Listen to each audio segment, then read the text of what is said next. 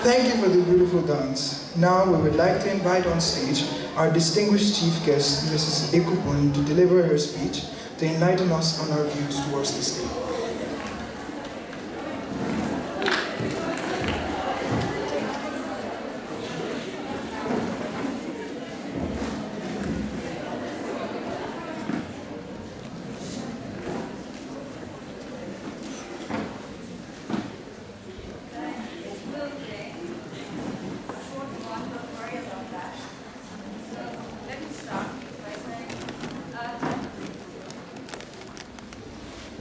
I hope you can hear me. Okay. Don't worry, it will be a short one. Respected chief guest, Mr. Kamala Marjan, and administrative head of this St. James College, Father Anup. Then we have head of department, Sister Stella Davis there, other faculty members who are present today, and most importantly, the students. To you all, I extend my warm greeting. First of all, I would like to express my sincere gratitude to the organizing committee of this program to celebrate the 2019 International Women's Day, which has the campaign theme of, let's say, better the balance, better the world. It has given me an opportunity to celebrate the womanhood and reflect and recognize social and economic, cultural and political achievement of the women in Nepal as well as in the whole global setting. At this moment, I would like to acknowledge and appreciate hugely, let's say, the organizing skill of the students of BSW of St. James College, their creativity, their artistic skills, which were on full display today, and I actively participated and enjoyed them, and thank you for giving me this opportunity to come face to face with your talents. But besides that, I like to draw your attention to the seriousness of this occasion as well. This day has a special meaning to the women of our society, that is Nepalese society, because our society is deeply rooted in traditional and cultural and religious norms. And I have to say, if not all, many of these norms are discriminatory to women. So because of these discriminatory norms, what happens, the subordination that the Nepalese women suffer today has multi-layers of, let's say, multi-layers. Because of that, our struggle, our fight has become even more harder.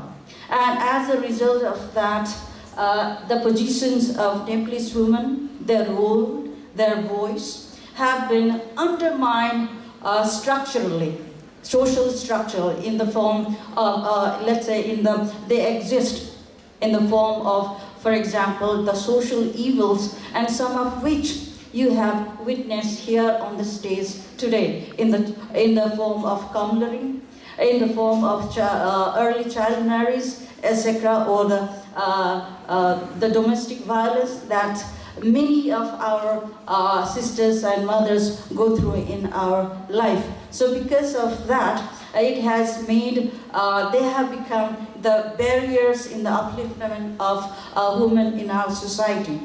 So at this moment, I want you all to reflect upon as our role as educators, me as educators, you as students who are, all right, empowering yourself through education. What should be our role?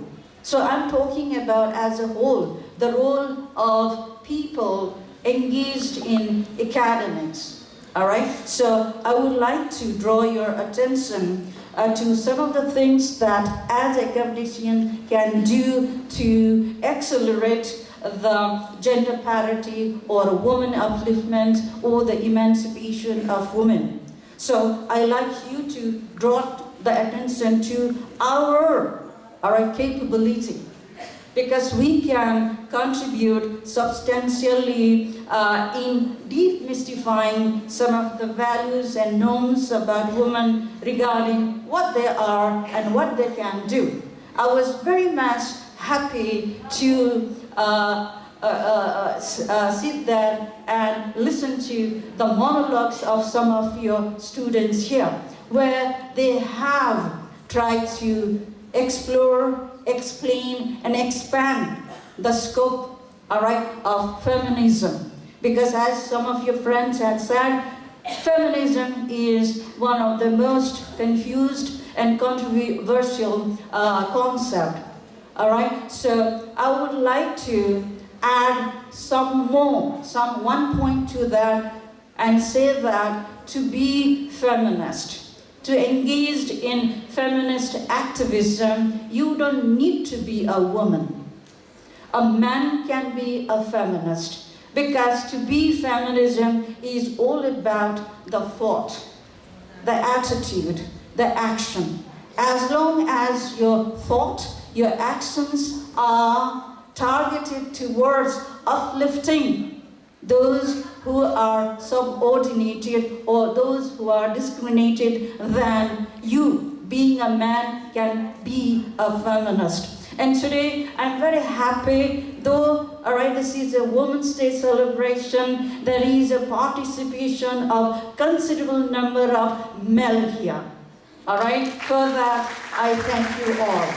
And I request you, the male of the audience, to continue in your support towards achieving gender parity, which is the most important target of women everywhere, and especially in our society.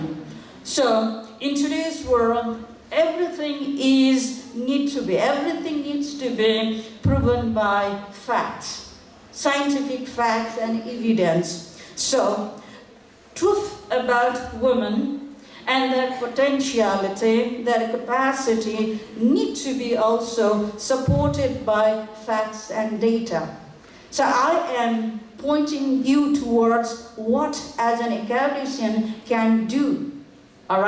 So our activism, our campaign, our advocacy to bring gender parity also needs to be proven, supported by evidence. So as an individual involved in teaching and research, let's say education, getting education, what we can do is that when we go for a research, why don't we select those topics which will focus on issues regarding women? Bring light on them, bring evidence on them. Another thing as an institution can do is that why not introduce inclusive curriculum in which we will talk about text, that handles issues regarding women, prescribed textbooks written by women, because I believe that, women are best, they have the best capacity to handle the issues exclusively related to women. So that we can do. And let us hope that our campaign, our advocacy, our activism is activism towards the betterment of women, and giving them or establishing them as the equal partner in the society, will not be limited to this day, one day in 365 days. Continuously, we need to expand. So with that wish, I like to end this short message to you. And once again, I would like to wish you a happy Women's Day. Thank you.